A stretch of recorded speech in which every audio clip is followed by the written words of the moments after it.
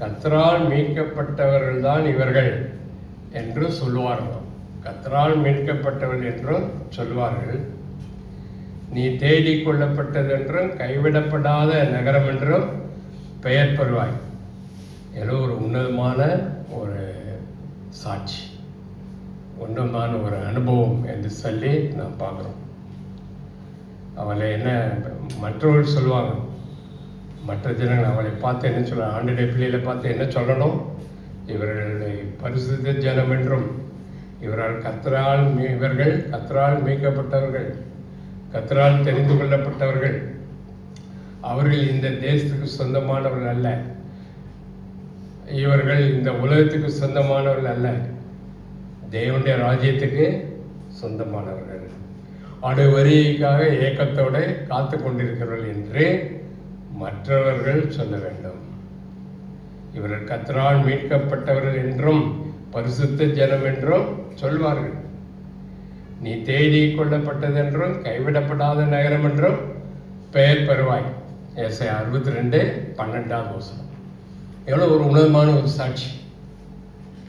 அதுவே நம்முடைய ஜெபமாக இருக்கணும். அன்று என்னை சுற்றி இருக்க ஜனங்கள் என்னை பார்க்கும்போது இந்த மாதிரி சாட்சி சொல்லணுமே, எனக்கு உதவி செய்யுங்க, அதுக்கு நான் என்ன செய்யணும்னு எனக்கு தெரியல, உண்மையிலே தெரியல தான், என்ன செய்யணும்னு தெரியல, என்னால் செஞ்சு பார்க்குறோம், அதனால் எடுபட மாட்டேங்க,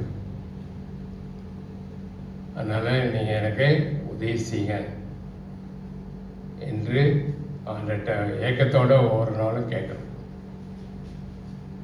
நமக்கு இந்த உலகப்பிரமான மாம்சப்பிரமான காரியங்களில் அதிகமான வாஞ்சை இருக்குதா, அல்லது ஆவிக்குரிய காரியங்களில் அதிகமான வாஞ்சை இருக்குதா அப்படின்னு யாருக்கு தெரியும்? ஆண்டவருக்கு நிச்சயமாக தெரியும்.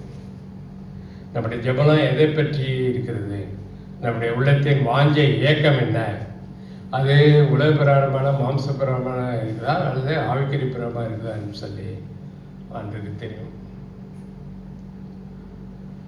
அதுக்கு முந்தின சொல்லுவாங்க ஏசாயா 62:11, நீங்கள் சியோன் குமாரத்தை நோக்கி இதோ உன் ரட்சிப்பு வருகிறது, இதோ அவர் அருளும் பலன் அவரோடும் அவர் செய்யும் பிரதிபலன் அவர் முன்பாகவும் வருகிறது என்று சொல்லுங்கள் என்று கர்த்தர் பூமியின் கடையாந்தரம் வரைக்கும் கூறுகிறார். பூமியின் கடைசி வரைந்த வரைக்கும் கூறுறாராம், அவர் முன்பாக வருகிறது என்று சொல்லுங்க. அதை யார் சொல்லணும் அப்படின்னு தெரியல, அதை இஸ்ரவேல் ஜனங்களே சொல்லணுமா, அவரை பார்க்கிற மற்ற ஜனங்கள் சொல்லணுமா? நீங்கள் சீயோன் குமாரத்தியை நோக்கி இதோ உன் ரட்சிப்பு வருகிறது, இதோ ஒரு அருளும் பலன் அவரோடும் அவர் செய்யும் பிரதிபலன் அவர் முன்பாக வருகிறது என்று சொல்லுங்கள். அது ஆண்டவரும் கூட இந்த உலகத்திற்கு மேல் சொன்னார்ல, அடிக்கடி சொன்னார், இதோ நான் சீக்கிரமாக வருகிறேன், அவனுடைய கையெழுத்துக்கு தான் நான் அளிக்கும் பலன் என்னோட வருதுன்னு சொல்கிறார். வெளிப்படுத்தல பின்னாடி கடைசியில் கூட அவர் சொல்றார், அவனுடைய கிரியைகள் அதுதான் ரொம்ப முக்கியமா இருக்கு. நம்முடைய கிரியைக்கு ஏற்ற பலனை அவர் தர்ற தேவனாக இருக்கிறார். அவர் அருளும் பலன் அவரோட அவர் செய்யும் பிரதிபலன் அவர் முன்பாகவும் வருகிறது என்று சொல்லுங்கள் என்று இங்கே நாம் வாசிக்கிறோம். அடுத்தபடியாக இதெல்லாம் நம்ம சோதித்து பார்க்கறதுக்கு ஏற்ற வசனங்கள். நாம் எப்படி இருக்கிறோம், ஆவிக்குரிய ஜீவித்தில் எப்படி இருக்கிறோம் என்று சோதித்து பார்க்கறதுக்கு இந்த வசனங்கள்லாம் ரொம்ப உதவியாக இருக்குது. எசேக்கியேல் 20வது அதிகாரம், எசேக்கியேல் 20வது அதிகாரம் முதல் வசனத்திலிருந்து ஒரு சில வசனங்களை நாம் மாறி மாறி படிக்கலாம். எசேக்கியேல் 20:1 முதல் 7ஆம் வருஷத்து 5ஆம் மாதம் 10ஆம் தேதி, 7ஆம் வருஷம் 5ஆம் மாதம் 10ஆம் தேதியிலே இஸ்ரவேலின் மூப்பரில் சிலர் கர்த்தரிடத்தில் விசாரிக்கும்படி வந்து எனக்கு முன்பாக உட்கார்ந்தார்கள். மனுபுத்திரனே, நீ இஸ்ரவேல் மூப்பரோடு பேசி அவர்களை நோக்கி, கர்த்தராகிய ஆண்டவர் உரைக்கிறது என்னவென்றால், நீங்கள் என்னிடத்தில் விசாரிக்க வந்தீர்களோ, நீங்கள் என்னிடத்தில் விசாரிக்க இடம் கொண்டேன் என்று என் ஜீவனை கொண்டு சொல்கிறேன் என்று கர்த்தராகிய ஆண்டவர் உரைக்கிறார் என்று சொல்.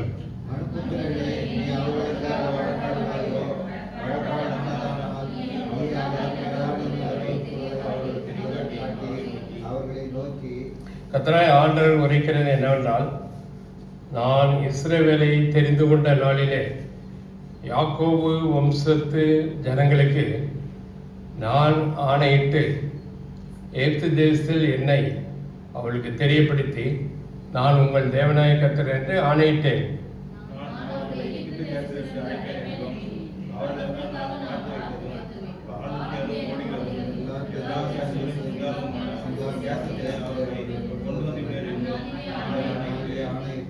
உங்களில் அவரவர் தங்கள் கண்களால் நோக்கின அருவருப்புகளை தள்ளிவிட்டு எகிப்தின் அரகலான விக்கிரகங்களால் உங்களை தீட்டுப்படுத்தாதிருப்பீர்களாக. உங்கள் தேவனாய கர்த்தர் நான் என்று அவளோட சொன்னேன்.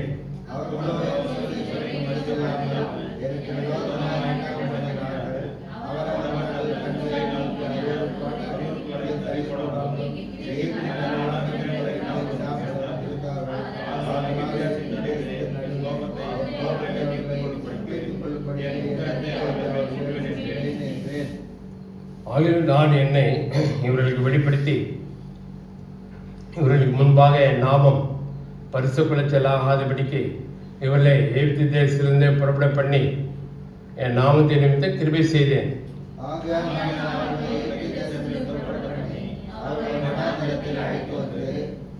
என் கட்டளைகளை அவர்களுக்கு கொடுத்து நியாயங்களை அவர்களுக்கு தெரியப்படுத்தினேன். அவைகளின்படி செய்கிற மனுஷன் அவைகளால் பிழைப்பான்.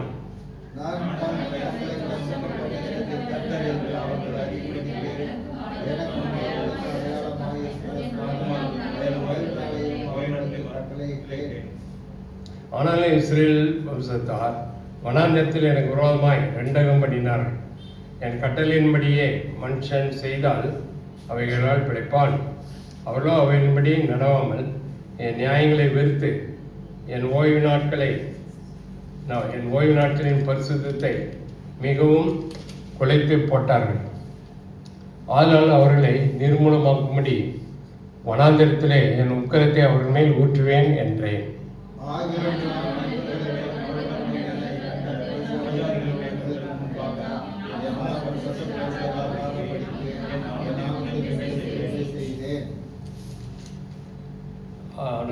ஏசாயா, முக்கியமாக எரேமியா, எசேக்கியேல் இதெல்லாம் பார்க்கும்போது ஆண்டவருடைய புலம்பில் தான் நாம் பார்க்குறோம். ஆண்டவர் அப்படியே புலம்புகிறார். ஆண்டுடைய இருதயம் ரொம்ப வேதனை, துக்கத்தினாலே, வருத்தத்தினாலே நிறைந்து காணப்படுகிறதே நாம் பார்க்குறோம். இஸ்ரேல் ஜனங்கள் மேலே ரொம்ப நம்பிக்கை வைத்திருந்தார். ஆனால் அவர்களோ ஆண்டவருடைய காலை வாரிவிட்டார்கள். ஆண்டரை ஏமாற்றினார்கள், ஆண்டரை வஞ்சித்தார்கள். ஆண்டருக்கு சொல்லனாத துக்கத்தையும் மன வேதனையும் இஸ்ரேல் ஜனங்கள் கொடுத்தார்கள். அப்பா அம்மாவுக்கு ரொம்ப வேதனையை கொடுக்குறது யாருன்னா அப்படி பிள்ளைகள் தான். அதுக்கப்புறம் தான் சொந்தக்காரங்களா. அதுக்கப்புறம் அதே போல் ஆண்டருக்கு ரொம்ப துக்கத்தையும் வேதனையும் கொடுக்கறது அவருடைய பிள்ளைகள் தான், சாத்தான் இல்லை, அவருடைய பிள்ளைகள். ஏன் அப்படி அவ்வளோ வேதனை துக்கம் ஆண்டருக்கு உண்டாதுன்னா, ஆண்டனுக்கு கருத்து எல்லா ஆசீர்வாதங்களையும் நன்மையிலும் பெற்றுக்கொண்டே ஆண்டுக்கு விரோதமான காரியங்களே செய்வது, துரோகம் பண்ண. இஸ்ரேல் ஜனங்கள் அப்படி தான் இருந்தாங்க இல்லையா? துரோகம் பண்ணினாங்க. இஸ்ரேல் நன்றி கெட்டவளாக இருந்தார். நானும் அப்படி இருக்கிறோமா அப்படின்னு சொல்லிச்சுப்போம். உபாச ஜபத்துக்கு நம்ம வந்திருக்கிறோம். நம்முடைய ஜபத்தை ஆண்டவர் கேட்க வேண்டாமா? நம்முடைய ஜபத்தை கேட்டு ஆண்டவன் பதில் தரணும், நம்மளை ஆசிரியர். இல்லாட்டி நம்ம எதுக்கு வந்து என்ன பிரயோஜனம்? சும்மா ஒரு பொழுதுபோக்குக்காக வந்த மாதிரி ஆகக்கூடாது இல்லையா? எவ்வளோ முயற்சி பண்ணி தான் நம்ம வந்துருக்குறோம். லவ் ஃபெஸ்ட் இல்லாட்டாலும் போகிறான், நான் வரேன் அப்படின்னு சொல்லி நம்ம வந்துருக்குறோம். அது ரொம்ப பாராட்டத்துக்கு. சரி, எல்லா சபையிலும் லவ் ஃபெஸ்ட் போட்டுட்டா இருக்காங்க, அதெல்லாம் கிடையாது. ஏஜி சர்ச் இருக்குது, சிஎஸ்ஐ சர்ச் இருக்குது, லுத்தரன் சர்ச் இருக்குது, எத்தனை சர்ச், கேத்தலிக் சர்ச் இருக்குது, பணக்கார சர்ச்செலாம் இருக்குது. லவ் ஃபெஸ்ட்டே கிடையாது. வருஷத்துக்கு ஒரு தடவை போட்டால் உண்டு. ஆகவே ஆண்டவர் நம்முடைய இருதயத்தை பார்க்கிற தேவனாக இருக்கிறார். அவருடைய நன்றாக ஞாபகத்தில் வைத்துக்கணும், அவருடைய பிள்ளைகள் தான் ஆண்டரை ரொம்ப அதிகபட்சம் உச்ச கட்டத்துக்கு வேதனையும் துக்கத்தையும் கொடுக்க முடியும். ஆண்டர் மூலமாக இருக்கிற சத்துக்கள் பிரஜாதிகளை பற்றி கவலை இல்லை, அவங்க அப்படிதான் இருப்பான்னு ஆண்டுக்கு தெரியும். ஆனால் ஆண்டுடைய இரத்தத்தினாலே மீட்கப்பட்ட விசுவாசிகள், அவருடைய பிள்ளைகள் ஆண்டுக்கு பிரியமில்லாமல் இருக்கும்போது ஆண்டு ரொம்ப துக்கப்படும். அவை ஜெபம் பண்ண வந்திருக்கிறோம். நீங்கள் நானும் நம்மை சுவைத்து பார்க்க வேண்டியதே மிக அவசியம். ஆண்டு எந்த விதத்தில் நான் நம்மை துக்கப்படுத்தியிருக்கிறேன்னா, என்னுடைய பேச்சினால, எங்களுடைய கிரியினால. நேற்று எங்கள் வீட்டுக்கு ஒரு அம்மா வந்தாங்க, எங்கள் தெருவிலே தான் இருக்கிறாங்க. அவங்க மாடியில் இருக்காங்க, கீழே ஒரு குடும்பம் இருக்காங்க, மேலே இவங்க இருக்காங்க. 2 பேருமே கிறிஸ்டியன்ஸ் தான், கிறிஸ்தவ குடும்பம் தான். நல்ல சபைக்கெல்லாம் போகிறாங்க. ஆனால் அந்த மேலே குடியிருக்கிற அம்மா தனியாக இருக்கிறாங்க. அவங்க என் வீட்டுக்கு வந்து அவங்களுக்கு ஒரு பையன் ஒரு பொண்ணு 2 பேர் இருக்காங்க. பையனுக்கு பொண்ணு பார்க்கணும், மகளுக்கு மாப்பிள்ளை பார்க்கணுன்னு என்கிட்ட வந்து சொல்கிறாங்க. ஒரு சிரிப்பாக இருக்கு. நான் சிரிக்கலைன்னா அவங்களுக்கு தேவை, அவங்களோட கஷ்டம் அது. நம்மளே பெரிய கஷ்டத்தில் இருக்கிறோம். நீங்கள் ஏதாவது இருந்ததுன்னா சொல்லுங்கள், எங்கேயாவது உங்களுக்கு தெரிஞ்சது சொல்லுங்கள், உங்கள் சபையில் இருந்தாலும் சொல்லுங்கள் அப்படின்னு. நான் சொன்னேன், எங்கள் சபை ரொம்ப சின்ன சபை தான், ஒரு 70 பேர் தான் வர்றாங்க. அதனால் ரொம்ப கஷ்டம். இந்த மாதிரி நீங்கள் எதிர்பார்க்குற அந்த ஏஜில் அவங்க படித்து வேலையில் இருக்கிற மாதிரி மாப்பிள்ளை, வேலையில் இருக்கிற மாதிரி பொண்ணு அந்த மாதிரி கேட்குறாங்க. அந்த மாதிரிலாம் இல்லைங்க, யாருமே இல்லை. சரி பரவாயில்ல, வேறு ஏதாவது சபையில் இருந்தாலும் பாருங்கள். சரி சொல்லி அவங்களுக்கு ஆறுதலாக, சரி நான் பார்க்குறேன், பார்க்காட்டாலும் சரி நான் பார்க்குறேன் அப்படின்னு சொல்கிறேன். ரொம்ப இது சாதாரண விஷயம் வந்து, ஐயோ நம்ம மாட்டிட்டு பிள்ளைக்கே நமக்கு வேறு தெரியும். முதல்ல கிடைக்கிறதே ரொம்ப கஷ்டம். அப்படி கிடைச்சாலும் பொருத்தமாக கிடைக்குமாங்கிறதே அதை விட ரொம்ப கஷ்டம். இப்போ நான் சொல்ல வந்து என்னென்னா, அந்த மேலே குடியிருக்கிறவர்கள் கீழே குடியிருக்க அம்மாவை பற்றி கம்ப்ளைண்ட் பண்ணுறாங்க. நான் கேட்கவே இல்லை, அவங்களே சொல்கிறாங்க. இவங்களும் விசாரிச்சு நல்ல ஒரு சபைக்கு போகிறாங்க, அவங்களும் விசாரிச்சு அவங்க வேற ஒரு சபைக்கு போகிறாங்க. அவங்க என்னை டார்ச்சர் பண்ணுறாங்க, எப்போ பார்த்தாலும் ஏதாவது குறை சொல்லிகிட்டே இருக்காங்க. 2 பேரும் வாடகைக்கு தான் இருக்காங்க. ஆனால் கீழே குடி இருக்கிறவங்க 2 பேருமே வாடகைக்கு தான் இருக்காங்க. கீழே குடி இருக்கிறவங்க அவங்க தான் ஹவுஸ் ஓனர் மாதிரி என்னை டாமினேட் பண்ணுறாங்க, அதிகாரம் பண்ணுறாங்க. பிடிச்சது அப்படி செய்யுது, அங்கே பண்ணுறது, அங்கே துணி காயப்படாத, இந்த செடியை பிடிங்கிறது எதுக்கு இருக்குது, அது மரத்தக்காளி செடி ரொம்ப நல்லது அப்படின்னு நான் சொல்கிறேன். அது நல்லது, வயிற்று பண்ணலாம் ஆற்றும் அப்படின்னா தேவையில்லை, எடுத்துரு, இந்த செடியை பிடிங்கி போடு அப்படிங்கிறாங்களாம். இப்படி 2 பேரும் கேட்டாலும் ஒரு பெரிய. அதனால் அவன் ஜபத்துக்கு வந்துட்டு இருந்தவங்க ஜபத்தை நிறுத்திட்டாங்க, ஜபத்துக்கு வரதே இல்லை மாடியில் இருக்கிறவங்க. ஏன்னா ஒத்துமை இல்லாமல் இருந்துக்கிட்டு எப்படி ஜம் பண்ணி என்ன பிரயோஜனம்னு சொல்லி அவங்க வரல, ஸ்டாப் பண்ணிட்டாங்க. இப்போ நான் என்ன சொல்கிறேன் புரியுதா? 2 பேரும் சபைக்கு போகிறவங்க தான், விசுவாசிகள், ஞானஸ்தானம் எடுத்தவங்க, பாஷை கூட பேசுவாங்க. அக்னி அபிஷேகம், எண்ணெய் அபிஷேகம், ஆவி அபிஷேகம், தைல அபிஷேகம், எத்தனை அபிஷேகம் பெற்றவங்களும் தெரியல. ஆனால் கம்ப்ளைண்ட் பார்த்தீங்களா எப்படி இருக்குன்னு? இவங்களே எப்படின்னா விளையாட்டுலாம் இன்னும் என்ன சொல்கிறாங்களோ தெரியல. நம்ம எல்லா காரியங்களையும் செஞ்சாலும் கூட, எல்லாம் நம்ம ஒழுங்காக சபைக்கு வரலாம், எல்லாம் செஞ்சாலும் கூட ஆண்டவர் எப்படி இருக்கிறாரு, நம்மை பற்றி என்ன நினைக்கிறாரு, நம்ம மேலே ரொம்ப சந்தோஷமாக இருக்கிறாரா, ஆண்டருக்கு நம்ம மேலே ஒரு துக்கம், வேதனை, வருத்தம் இருக்குதா அப்படின்னு நம்ம சுவைக்க வேண்டிய ரொம்ப அவசியம். அதை நானும் கூட அதை ரொம்ப உணர்றேன். அதெல்லாம் சுவைச்சு பார்க்காமலே இவ்வளோ நாள் போயிட்டே இருந்தோம். நானும் அப்படி தான் இருந்தேன். இனிமேலாவது நம்ம என்ன செய்யணும்? தனிப்பட்ட ஜெபம் ரொம்ப முக்கியம். தனிப்பட்ட ஜெபத்தில் ஆண்டன்ட்ட கேட்கணும். நீங்கள் சொல்லுங்கள் ஆண்டு, நான் உடனே சரிப்படுத்துகிறேன், என்னை நீங்கள் தான் முக்கியம், வேறு யாரும் முக்கியமே கிடையாது. எனக்கும் உள்ள ஒரு தான் ரொம்ப முக்கியம். அதுக்கு முதல் இம்பார்ட்டன்ஸ் நான் கொடுப்பேன். ஃபஸ்ட்டு ப்ரையாரிட்டி, டாப் ப்ரையாரிட்டி அதுக்கு தான். மற்றதெல்லாம் ஒன்றுமே இல்லை, மற்றதெல்லாம் ஒன்றும் கிடையாது. மற்றவங்க யாரும் என்னை பற்றி எது வேணாலும் சொல்லிட்டு போட்டோம், அதுக்கு வேல்யூவே கிடையாது, மதிப்பே கிடையாது. நீங்கள் என்னை பற்றி என்ன சொல்கிறீங்க அதுதான் ரொம்ப முக்கியம் இல்லையா? நான் சொல்லி சரிதானா? ஆண்டவரை பற்றி என்ன சொல்கிறாங்கிறது தானே முக்கியம். நம்ம இந்த உலகத்தை விட்டு போனோன்னா அவர் முன்னாடி தானே போய் நிற்கணும். இதோ நான் நியாயம் தீர்க்க வருகிறேன்னு சொல்கிறேன். அவர் நீதியாய் நியாயம் தீர்ப்பேன்னு சொல்கிறார். இப்போ இந்த இஸ்ரவேல் ஜனங்களை பார்த்து சொல்லும்போது ஆண்டவர் எவ்வளோ புலம்புறார். இந்த வசனம்லாம் படிக்கும்போது ஆண்டவர் மனசில் உள்ள ஆண்டவர் இதயத்தில் உள்ள துக்கம் வேதனை நமக்கு தெரியுதா தெரியலையா? தெரியுது இல்லையா? இந்த மாதிரி காரியம் நம்மகிட்ட இருக்கக்கூடாது அப்படின்னு ஆண்டவர் இதெல்லாம் எழுதி வச்சிருக்கிறார். நம்ம எல்லாம் செய்கிறோம், ரொம்ப நல்லது.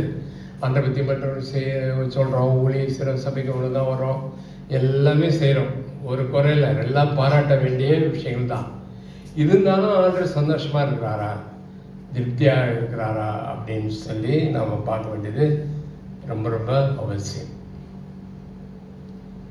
அதான் அங்கே ஆண்டவர் சொல்கிறாரு, நான் என்னென்ன செய்யக்கூடாதுன்னு சொல்கிறேனோ அதையெல்லாம் அவர்கள் செய்தார்கள். 8வது வசனம் பாருங்க, எசேக்கியேல் 20:8. அவர்களோ என் சொல்லை கேட்க மனதில்லாமல்.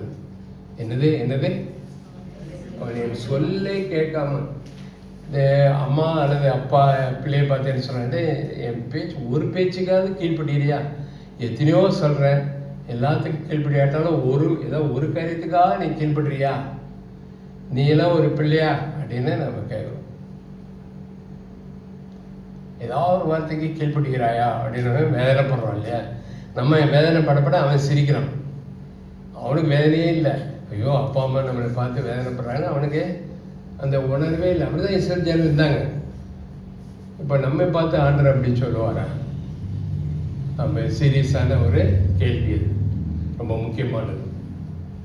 அவர்களோ, நான் எவ்வளவோ சொல்கிறேன், உங்கள் தேவநாயக்கத்தை நான் தான் சொல்கிறேன், நீ எகிப்திலேருந்து உங்களை விடுதலை பண்ணி கொண்டாந்துட்டேன், அந்த எகிப்து ஜனம் செய்த அந்த விக்கிரகாராதனையினால உங்களை தீட்டுப்படுத்த வேண்டாம் அப்படிலாம் சொல்லியும் கூட 8வது வசனத்தில் அவர்களோ என் சொல்லை கேட்க மனதில்லாமல் எனக்கு விரோதமாய் ரெண்டகம் பண்ணினார்கள். துரோகம் பண்ணாங்க, ரெண்டகம் பண்ணாங்க. சொல்கிறது ஒன்று செய்கிறது ஒன்றா இருந்தது, சொல்கிறது ஒன்று செய்கிறது ஒன்றா இருந்தது. ஆண்டவர் கணக்கு கேட்கும்போது நம்ம என்ன பதில் சொல்லுவோம்? அந்த பயம் நமக்கு தேவை. அதனால் அனாவசியமான வார்த்தைகள் பேசாமல் இருப்பது மிக மிக அவசியம். ஏன்னா ஒவ்வொரு வார்த்தைக்கும் கூட நம்ம கணக்கு கொடுக்கணும் அப்படின்றது. அது மறக்க முடியாத ஒரு வசனம் மத்தேயு 12:36. எல்லாரும் ஞாபகத்தில் வச்சுக்கலாம். மத்தேயு 12:36. மனிதர்கள் பேசும் ஒவ்வொரு வார்த்தைக்கும் நியாய தீர்ப்பினாலே கணக்கு கொடுக்கணும் அப்படின்னு அங்கே வருது. அவர்கள் என் சொல்லை கேட்க மனதில்லாமல் எனக்கு விரோதமாக ரெண்டகம் பண்ணினார்கள். அவரவர் தங்கள் கண்களால் நோக்கின அருவருப்புகளை தள்ளி போடாமலும் எகிப்தின் நரகலான விக்கிரகங்களை விடாமலும் இருந்தார்கள்.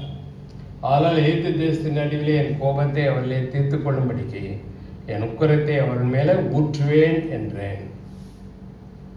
அதுக்கப்புறம் ஓய்வு நாளை கை கொள்ளும்படி அவளுக்கு சொன்னேன்னு சொல்றாரு. 10வது வசனம், ஆகையால் நான் அவர்களை எகிப்து தேசத்திலிருந்து புறப்பட பண்ணி அவர்களை வனாந்தரத்தில் அழைத்து வந்து 11 என் கட்டளைகளை அவர்களுக்கு கொடுத்து என் நியாயங்களை அவர்களுக்கு தெரியப்படுத்தினேன். அவைகளின்படி செய்கிற மனுஷன் அவைகளால் பிழைப்பான். ஆண்டவர் அமலேக்கியர், மோவாபியர், அம்மோன் புத்திரர், பெலிஸ்தியர், இப்படி எத்தனோ அசீரியர்கள், எத்தனை ஜாதி ஜனங்களாக இருந்தாங்க. அவங்களுக்கு எந்த பிரமாணமாவது கற்பனையாது கட்டளையாது அவருடைய நியாயங்களையாவது ஆண்டவர் தெரியப்படுத்தினாரா? ஒன்றுமே கிடையாது. இஸ்ரவேல் ஜனங்களுக்கு மாத்திரம்தான் இதெல்லாம் அவர் கொடுத்தாரு. என்ன காரணம்?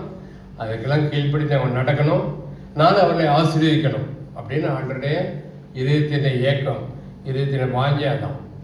அவர் நான் சொன்ன காரியங்கள்லாம் கை கொண்டு எனக்கு கீழ்ப்பிடித்து நடக்கணும், நான் சந்தோஷப்பட்டு அவளை ஆசீர்வதிக்கணும் அப்படின்னு என்று அவர் விரும்பினார்.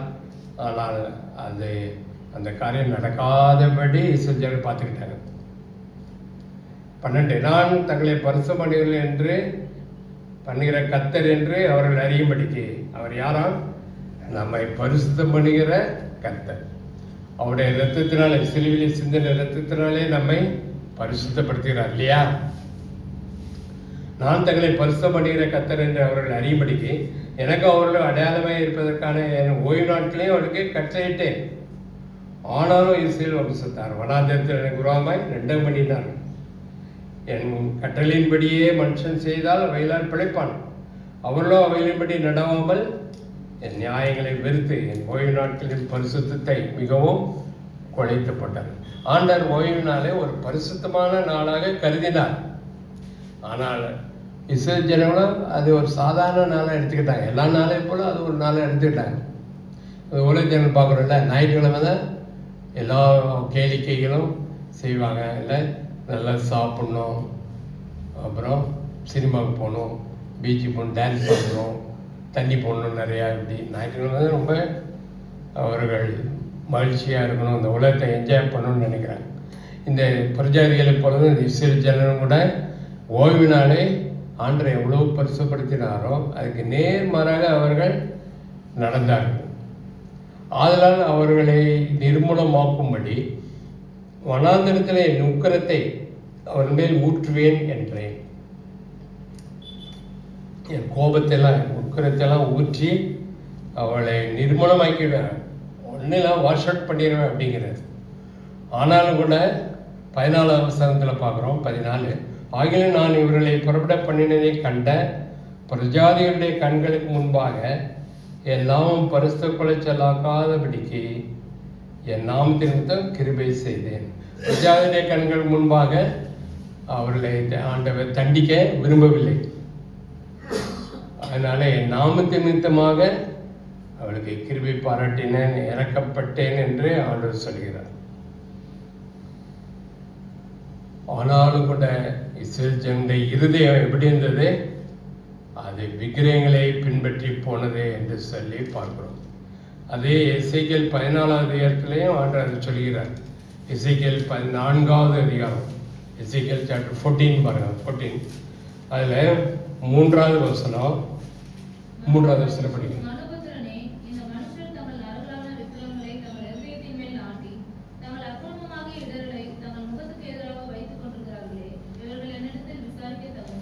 சில மூப்பர்கள் எசேக்கியேல் தீர்க்கதரிசிக்கு முன்பாக உட்கார்ந்து எங்களுக்காக ஆண்டட்ட விசாரித்து சொல்லுப்பா அப்படிங்கிறாங்க. அப்போது ஆண்டவர் பேசுகிறாரு, எசேக்கியேல் தீர்க்கதரிசி மூலமாக பேசுகிறார். என்ன சொல்கிறாரு? இந்த மனுஷன் தங்கள் நரகலான விக்கிரகங்களை எங்கே வச்சுருக்காங்க? தங்கள் இதயத்திலே வைத்திருக்கிறாங்க. தங்கள் வீட்டில் வச்சுருக்காங்கன்னு கூட சொல்லலை. விக்கிரகத்தை வீட்டில் வச்சுருக்காங்க, கோயிலில் வச்சுருக்காங்க அப்படி சொல்ல, இருதயத்திலே வச்சுருக்காங்க விக்கிரகத்தை. இந்த மனுஷன் தங்கள் நரகலான விக்கிரகங்களை தங்கள் இருதயத்தின் மேல் நாட்டி தங்கள் அக்கிரமமாய இடலை தங்கள் முகத்துக்கு எதிராக வைத்து கொண்டிருக்கிறார்களே, இவர்கள் என்னிடத்தில் விசாரிக்க தங்குமோ?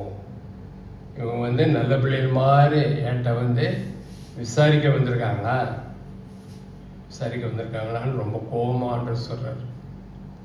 நல்ல பிள்ளை மாதிரி நடிக்கிறாங்க.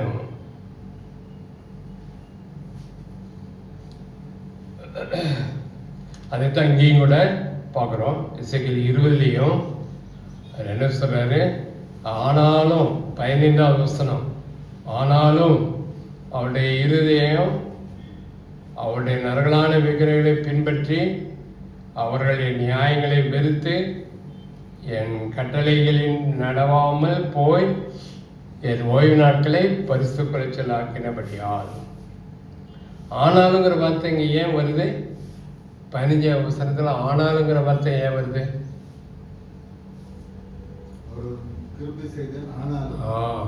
அவர்களுக்கு நான் கிருபை செய்தேன், அவள் இறக்கமாக இருந்தேன், உடனடியாக தண்டிக்கலை, ரொம்ப பொறுமையாக இருந்தேன். ஆனாலும் கூட பிரயோஜனம் இல்லை.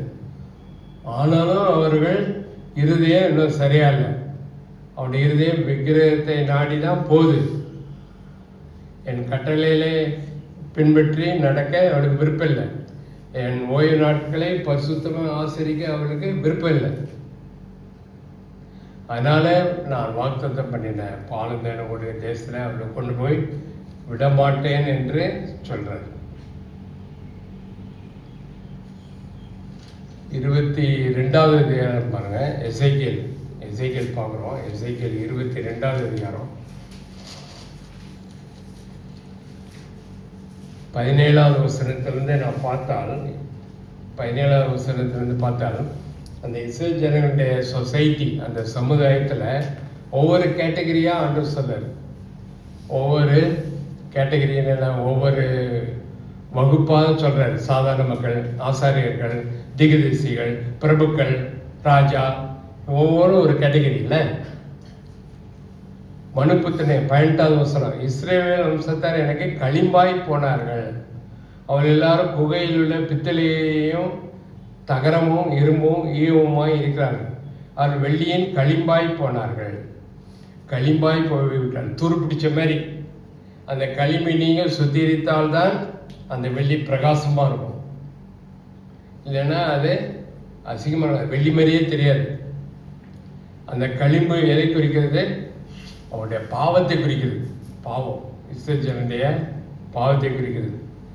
அவர்கள் வெள்ளியின் களிம்பாய் போனார்கள். 19, ஆனால் கர்த்தராகிய ஆண்டவர் சொல்லி என்னவென்றால், நீங்கள் எல்லாரும் களிம்பாய் போனபடியினாலே இதோ நான் உங்களை எருசலேமுக்குள் சேர்ப்பேன். வெள்ளியின் பித்தளை இரும்பை ஈயம் தகரத்தை அக்கினியில் ஊதி உருக்குவதற்காக குகைக்குள் சேர்க்கிறது போல நான் என் கோபத்தினால் என் உக்கிரத்தினால் உங்களை சேர்த்து வைத்து உருக்குவேங்கிறார். ஆண்டுடைய கோபமாய அக்கினி அவர் மேலே பற்றி ஏறியும் அதை உருக்கி, அது உருக்குனாதான் அந்த களிம்பலை அசுத்தத்தில் அவருடைய வாழ்க்கையிலேருந்து நீக்க முடியும். அதுக்காக உங்களை என்னுடைய கோபத்தினாலும் என் உக்கிரத்தினாலும் உங்களை சேர்த்து வைத்து உருக்குவேன்னு சொல்றார். நான் உங்களை கூட்டி என் கோபமாய அக்னியை உங்கள் மேல் ஊதுவேன், அதற்குள்ளே நீங்கள் உருகுவீர்கள் என்று சொல்கிறார். அவருடைய கோபம் அக்னியை போல பற்றி எரியும். இஸ்ரவேல் வளர்ந்தோட அநேக சமயங்களை முறுமுறுத்தாங்க. அப்போ பாளையத்தின் கடைசியில் ஆண்டுடைய அக்கினி பற்றி இருந்தது. பாளையத்தின் கடைசியில் பின்பக்கம் இருக்கவங்க கொஞ்சம் பேர் சாக ஆரம்பிச்சிட்டாங்க. உடனே ஜனங்கள் கத்துனாங்க.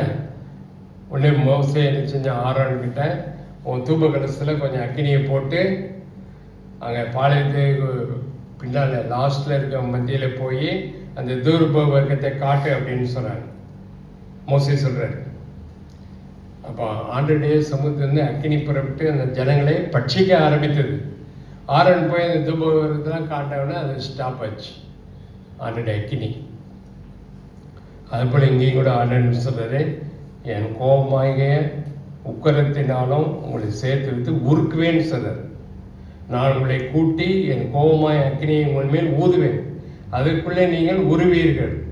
உருகி அது உருக்குனாதான் களிம்பலை நீக்க முடியும். கோயிலுக்குள் வெள்ளி உருகுமா போல நீங்கள் அதற்கு உருவீர்கள். அப்பொழுது கர்த்தராகிய நான் என் உக்கரத்தை உங்கள் மேல் ஊற்றி விட்டேன் என்று அறிந்து கொள்வீர்கள் என்றார். கர்த்தருடைய வார்த்தையை எனக்கு உண்டாகி அவர், மனுபுத்திரனே, நீ தேசத்தை பார்த்து, நீ சுத்தம் பண்ணப்படாத தேசம், கோபத்தின் காலத்தில் மழை பெய்யாத தேசம் என்று அதுக்கு சொல்லு. அதுக்கப்புறம் ஒவ்வொரு கேட்டகரியாக சொல்கிறேன். முதல்ல திகதரிசிகள். அதில் உள்ள திகதரிசி என்ன பண்ணாங்க? அது நடுவில் கட்டுப்பாடு பண்ணுகிறவர்கள். கட்சிக்கிற சீக்கிரம் இறை கவுகிறது போல ஆத்துமாக்களை அவர்கள் பட்சிக்கிறார்கள். திரவியத்தையும் விலையுயர்ந்த பொருள்களையும் வாங்கி கொள்கிறார்கள்.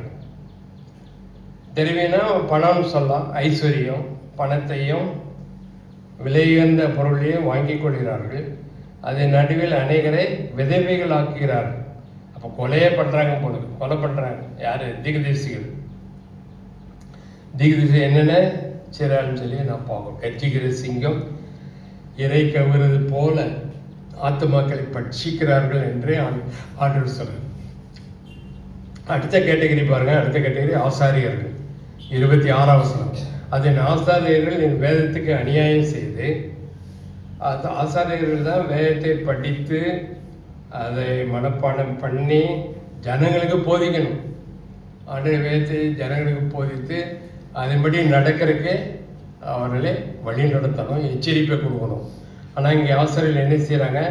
என் வேதத்துக்கு அநியாயம் செய்து என் பரிசுத்த வஸ்துக்களை பரிசு குலைச்சலாக்குகிறார்கள்.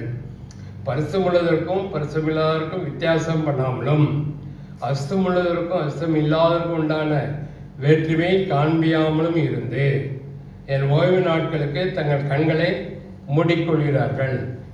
அவர்கள் நடுவிலே நான் கனஈனம் பண்ணப்படுகிறேன். ஆசாரியர்கள் என்ன செய்யணும்? ஆண்டவருடைய வார்த்தையெல்லாம் ஜனங்களுக்கு சொல்லி எச்சரிப்பை கொடுக்கணும். ஆண்டுடைய கற்பனைகள் கட்டளையின் வழியிலே அவர்களை நடத்துறதுக்கு, ஜனங்களை நடத்துறதுக்கு உதவி செய்யணும். ஆனால் இந்த ஆசாரியர்கள் என்ன செய்கிறாங்க? எல்லாத்தையும் பரிசு குலைச்சல் ஆக்கிறார்கள். பரிசம் உள்ளதற்கும் பரிசம் இல்லாததற்கும், தீட்டுள்ளதற்கும் சுத்தமானதற்கும், அசுத்தம் உள்ளதற்கும் அசுத்தம் இல்லாததற்கும் உண்டான வேற்றுமையே காட்டலை. அப்போ ஜனங்கள் எப்படி புரிந்து கொள்வார்கள்? ஜனங்களுக்கு எது பரிசுத்தம் எது அசுத்தம் எப்படி தெரியும்? அதை ஆசாரியர்களை ஜனங்களுக்கு போதிக்கணும், எடுத்து காட்டணும். ஆனால் அந்த வித்தியாசத்தை அவர்கள் ஆசாரியர்கள் எடுத்து காட்டாமல் இருந்தாங்க. வேற்றுமையை காண்பியாமல் இருந்து என் ஓய்வு நாட்களுக்கு தங்கள் கண்களை மூடிக்கொள்ள. அப்படியே தான் இன்னைக்கு ஓய்வு நாள், நீங்கள் ஆலயத்துக்கு வாங்க, ஆராதனைக்கும் நீங்கள் எந்த வேலையும் செய்யக்கூடாது, ஓய்வு நாள்னா அதானே இல்லையா? அப்படிலாம் ஆசிரியர் சொல்லலை. ஒருவேளை அவங்களே பல வேலைகளை செய்தார்களோ என்னமோ ஆசாரியர்கள் ஓய்வு நாளில் எங்கே இருக்கணும்? ஆண்டுடைய ஆலயத்தில் இருக்கணும். ஒருவேளை ஆலயத்தை விட்டுட்டு வேற ஏதாவது வேலைக்கு போயிட்டாங்களோ என்னமோ தெரியல. ஆசாரிகளே ஓய்வு நாளை கை கொள்ளலைன்னா ஜனங்கள் எப்படி கை கொள்வாங்க? இந்த ஓய்வு நாட்களுக்கு கண்களை மூடிக்கொண்டார்கள். அவர் நடுவிலே நான் கனவீனம் பண்ணப்படுகிறேன். அது நடுவில் இருக்கிற அடுத்த கேட்டகரி பிரபுக்கள். அது நடுவில் இருக்கிற அதன் பிரபுக்கள் இறை கவுகிற ஓய்வு ஓநாய்களைப் போல இருக்கிறார்கள். ஓநாய் எப்படி ஆட்டை பிடித்து சாப்பிடுமோ அதை போல இந்த பிரபுக்கள் ஓநாய் போல இருக்கிறாங்களாம். லஞ்சம் வாங்குறாங்கன்னு நினைக்கிறேன். லஞ்சம், அநியாயமாய் பொருள் சம்பாதிக்கிறதுக்கு ரத்தம் சிந்துகிறார்கள், ஆத்மாக்களை கொள்ளையிடுகிறார்கள். எவ்வளோ பயங்கரமான காரியங்கள்லாம் அவர்கள் செய்கிறார், பிரபுக்கள் செய்கிறார் என்று சொல்லி ஆண்டவர் இங்கே எசேக்கியேல் மூலமாக பேசுகிறார். அதன் தீர்க்கதரிசிகள் அபத்தமானதை தரிசித்து பொய் சாஸ்திரத்தை அவளுக்கு சொல்லி, அபத்தமானதுனாலும் பொய் தான், பொருத்தமில்லாத பொய், அநியாயமாக பொய்யை தீர்க்கதரிசனமாக சொல்லி பொய் சாஸ்திரத்தை அவளுக்கு சொல்லி, கர்த்தர் உரைக்காதிருந்தும் கர்த்தர் இப்படிலாம் உரைத்தாருன்னு பொய் சொல்லி அவளுக்கு சாரமற்ற சாந்தை பூசுகிறார்கள். அப்படின்னா என்ன இது? இந்த வசனம் என்ன காட்டுது? தீர்க்கதரிசிகளுக்கும் ஆண்டவருக்கும் நல்ல உறவே இல்லை.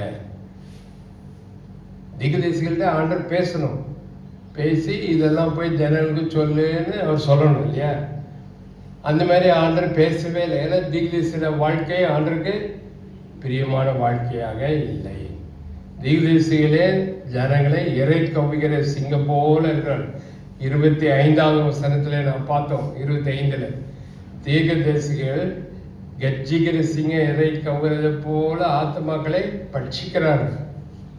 ஆத்மாக்கள்கிட்ட நிறைய பொருட்களையும் பணத்தையும் தானியங்கள் மற்ற எல்லாத்தையும் வாங்கி நல்லா சாப்பிட்றாங்க. ஜனங்களுக்கு என்னென்ன எச்சரிப்பு கொடுக்கணுமோ அந்த எச்சரிப்புலாம் கொடுக்கல. அவங்க ஆண்டர்கிட்ட வார்த்தையை வாங்கி ஜனங்கள் கொடுக்கணும். ஆனால் தீர்க்கதரிசியோட வாழ்க்கையை ஆண்டருக்கு பிரியமில்லாதனால ஆண்டவர் தீர்க்கதரிசிக்கு எதுவுமே வெளிப்படுத்தலை. ஆனாலும் இவங்களாவே பொய்யான தீர்க்கதரிசனம், அவங்க இதயத்தில் என்னென்ன மனசில் என்ன படுதோ அதெல்லாம் ஜனங்கள் சொல்கிறாங்க. அபத்தமானது பொய்யானதே ஜனங்களுக்கு சொல்லி, கர்த்தர் பேசாதிருந்தோம் இன்னென்னலாம் ஆண்டவர் சொன்னார் அப்படின்னு துணிகரமாக போய் சொல்கிறாங்க. ஆண்டவர் பேசாதிருந்தும் பேசுதான்னு சொல்கிறாங்க. கர்த்தர் உரைக்காதிருந்தால் கர்த்தராய் ஆண்டவர் உரைத்தார் என்று சொல்லி அவர்களுக்கு சாரமற்ற சாந்தை பூசுகிறார்கள். அடுத்தது தேசத்தின் ஜனங்கள்.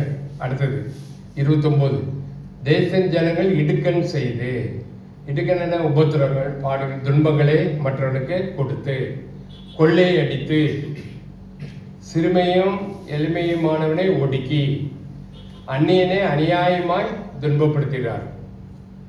ஆண்டவர் இஸ்ரவேல் ஜனங்கள் சொல்லும் போது, நீங்களும் எகிப்தில் அந்நியராக இருந்தீங்க, அதை மறந்துடாங்க. அதனால் உங்கள் மத்தியில் இருக்க அந்நியரை சேர்த்து கொடுங்க. அந்நியருக்கு உபத்திரம் கொடுக்கக்கூடாது. அந்நியன் வந்து சாப்பிட்றதுக்கு ஒன்றும் இல்லாமல் தான் அவனுக்கு நீ சாப்பாடு கொடுக்கணும், அவனுக்கு போஜனத்தை கொடுக்கணும். வஸ்திரம் இல்லாமல் இருந்தால் அவனுக்கு வஸ்திரம் கொடுக்கணும். அந்நியர்கள், திக்கற்ற பிள்ளைகள், விதவைகள், இவங்களெல்லாம் ஆதரிக்கணும்னு ஆண்டவர் சொல்கிறார். அதெல்லாம் அவனுக்கு காதிலே வாங்கலை. அந்நியர்கள் ஜனங்கள் இடுக்கன் செய்து கொள்ளையடித்து சிறுமியும் எளிமையானவர்களை ஒடுக்கி, இதெல்லாம் ஆண்டவர் வெறுக்கிற காரியங்கள், இந்த மாதிரிலாம் செய்யக்கூடாதுன்னு சொல்கிறார். சிறுமியும் எளிமையுமானவனை ஒடுக்கி அந்நியனே அநியாயமாய் துன்பப்படுத்துகிறார்.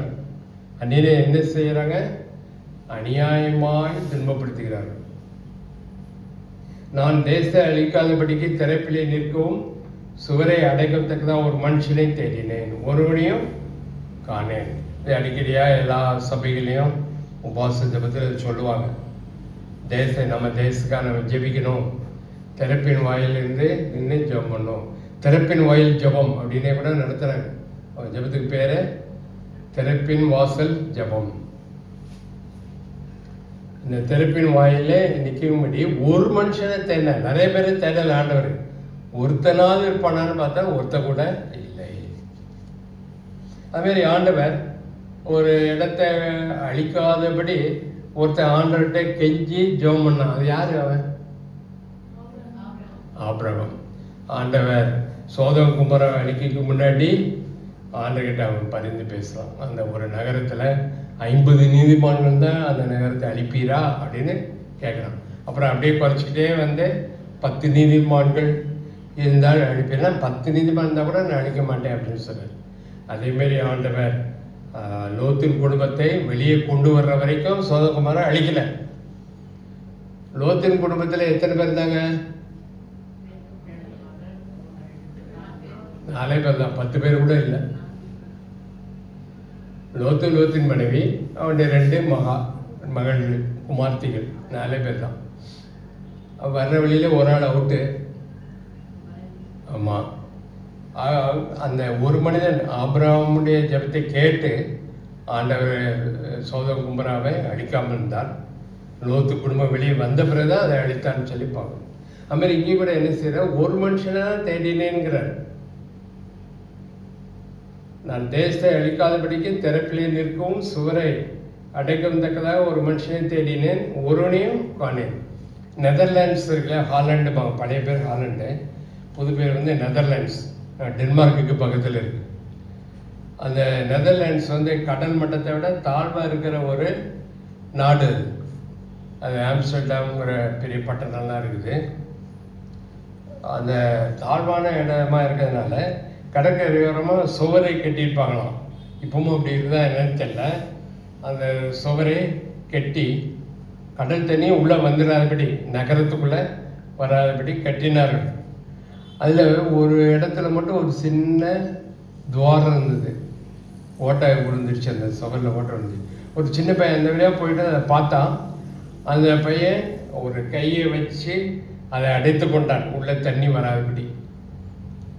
அது உள்ள தண்ணி வந்து பெருசாகிட்டே போச்சுன்னா கடல் தண்ணி எல்லாம் ஊருக்குள்ளே வந்தால் என்ன ஆகும்? ஊரில் உள்ள எல்லா ஜனங்களுமே செத்து போவாங்க. அதனால் அவன் அந்த கையை வைத்து அடைத்தனா யாருமே அதை கவனிக்கலை. பகல் முழுவதும் அடைத்து வைத்திருந்தான், கையை வைத்திருந்தான். இரவு முழுவதும் கூட கையை வைத்து அடைத்து இருந்தான். ஆண்டர்சன் நினைக்கிறேன் பேர், ஹான்ஸ் ஆண்டர்சனா, அடைத்து வைக்கிறான். அடுத்த நாள் வந்து பார்க்கும்போது செத்துட்டான்னு நினைக்கிறேன், ஏதோ ஒன்று. ஆனால் அவனுக்காக ஒரு சிலை வைத்திருக்கிறார். அந்த நாட்டுக்காக, நாட்டின் மக்களை காப்பாற்றணுங்கிறதுக்காக அவன் அந்த கடற்கரையில் அந்த சுவரில் தன்னை கையை வைத்து அடைத்து, பாதி உயிராக குற்றுயிராக இருந்திருப்பான் என்னமோ, அவனுக்காக ஒரு சிலையே வச்சுட்டாங்க. அவ்வளோ தியானம் பண்ணான் நெதர்லாண்ட்ஸில். இப்போ கூட அந்த சிலை இருக்கா என்னன்னு தெரியல. அது மாதிரி இங்கே ஆண்டவர் நான் தேசத்தை அழிக்காதபடிக்கு, நம்முடைய நாட்டை அழிக்காதபடிக்கு நாமும் கூட ஜெபம் பண்ணணும்னு சில ஆண்டவர் எதிர்பார்க்குறார். ஆபிரகாமுடைய ஜெபத்தை கேட்டு ஆண்டவர் சோதம் குமராவை அழிக்கலை. அப்புறம் யோனா தீர்க்கதரிசி போய் நினிவே நகரத்தில் பிரசங்கம் பண்ணதுனால அந்த ஒரே ஒரு மனிதன் யோனா தான். முதல்ல அவன் கீழ்ப்படியில், ஆண்டவருக்கு கீழ்ப்படி அவனுக்கு விருப்பமே இல்லை. ரொம்ப கோபக்கார தீர்க்கதரிசி அவன். ரொம்ப ஆச்சரியமாக இருக்குது, ஆண்டவர் அவன் மேலே அவ்வளோ பொறுமையாக இருந்தார். ஃபோன் ஊதுனாலே அவன் செத்துருப்பான். ஆனால் ஆண்டவர் ரொம்ப ஆச்சரியம். ஆண்டவர் நான் நினைக்கிறேன் அந்த யோனா வந்து ஆண்டருக்கு ரொம்ப செல்ல பிள்ளை. அதனால் ஆண்டவன் பதில் எதிர்த்து ஆண்டவர்கிட்ட பேசிக்கிட்டே இருக்கிறான். ரொம்ப எதிர்த்து பேசுகிறான், கோபமாக வேற பேசுகிறான். எதிர்த்து பேசுறது மட்டும் இல்லை, கோபமாக பேசுகிறான். ஆனாலும் ஆண்டவர் ரொம்ப ஆச்சரியமாக இருக்குது, பொறுமையாக இருக்குது. அந்த ஒரு கடைசியில் எப்படியோ மறுபடியும் மீன் வயிற்றுலேருந்து வெளியே வந்து அப்புறம் போய் பிரசங்கம் பண்ணுறான். இன்னும் 40 நாள் இருக்குது, ஆண்டவர் அழிச்சிருவா அப்படின்னு சொல்லி கொஞ்சம் தூரம் தான் போய் பேசி பிரசங்கம் பண்ணிட்டே போனான். அதுக்குள்ளே ஊரே திரண்டு மனம் திரும்பிட்டாங்க. 40 நாள் இருக்குல்ல, ஜாலியாக இருக்கலாம், நம்ம செய்கிற அட்டாசெல்லாம் செஞ்சுட்டு 39 நாள் ஜாலியாக இருந்துட்டு 40 நாள் மனம் திரும்பினான்னு திரும்பல. அவங்க உடனடியாக மனம் திரும்பினார்கள்.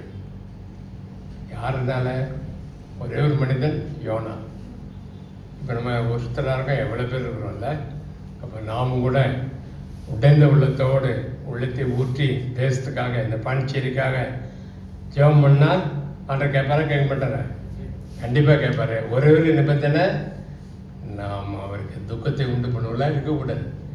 அவருக்கு சந்தோஷத்தை கொடுக்கலாம் இருந்தால் சந்தோஷமாக அப்படி ஜெபத்தை கேட்பார். அதான் எசேக்கியேல் மூலமாக பேசிகிட்டே இருக்கார்ல. எசேக்கியேல் 20 பார்த்தோம், 14 பார்த்தோம், 20 பார்த்தோம். சில மூப்பர்கள் வந்து எசேக்கியேல் தீர்க்கதரிசிக்கு முன்னாடி உட்கார்ந்து எங்களுக்கு ஆண்டவரை விசாரிச்சு சொல்லுப்பா அப்படிங்கிறாங்க. உடனே ஆண்டவர் சார் முன்னாடி வந்து உட்காந்துருக்காங்களா, அவரை ஓட சொல்லு, அவரை துரத்தி அடி, என் மூஞ்சிலே முடிக்கக்கூடாது அப்படின்னு ஆண்டவர் சொல்றார். அப்போ தீர்க்கதரிசி நடுவில் இருந்து அவளுக்காக பரிந்து பேசி ஜெபிச்சாலும் கூட கேட்க மாட்டேன் அப்படிங்கிறார். அது எவ்வளோ மோசமான ஒரு நிலைமை இல்லை. அந்த மாதிரி நிலைமை நமக்கு வரக்கூடாது. பிலதெல்பியா சபையில் இருக்கவே யாருமே எனக்கு பிடிக்கல, அவன் யார் ஜெபிச்சாலும் நான் கேட்க மாட்டேன் அப்படின்னு ஆண்டவர் சொல்லலாமா? சொல்லவே கூடாது. ஆண்டவரை இறங்குங்க, உத்தேசிங்க. ஒரு மனிதர் தான் நீங்கள் தேடுறீங்க, அது நானாக இருக்கணும். ஆண்டவரே ஒரு மனுஷன் தேடினாராம், கண்டுபிடிச்சாரா? ஆண்டவர் கண்டுபிடிச்சாரா? கண்டுபிடிக்கல. ஒருவனையும் காணேங்கிறார். அதனால என்ன செய்வேங்கிறாரு? கடைசி வசனம், எசேக்கியேல் 22 கடைசி வசனம், ஆகையால் நான் அவர் மேல் என் கோபத்தை ஊற்றி என் மூர்க்கத்தின் அக்கினியால். ஆண்டவர் கோபப்பட்டால் நம்மளால தாங்க முடியுமா?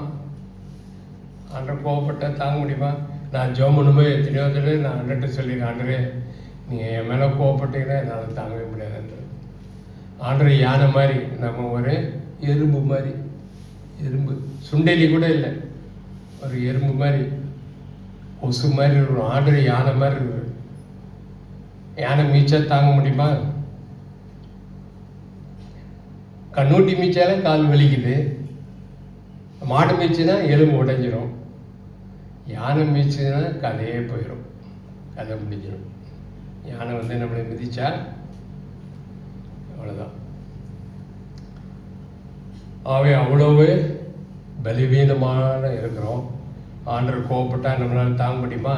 என் மூர்க்கங்கிறார், என் மூர்க்கத்தின் அக்னியினால. மூர்க்கன்னா என்னன்னு தெரியல, கோபத்திൻ്റെ உச்சகட்டம், கோபத்திൻ്റെ கடுங்கோபம், கோபத்திൻ്റെ உச்சகட்டம்.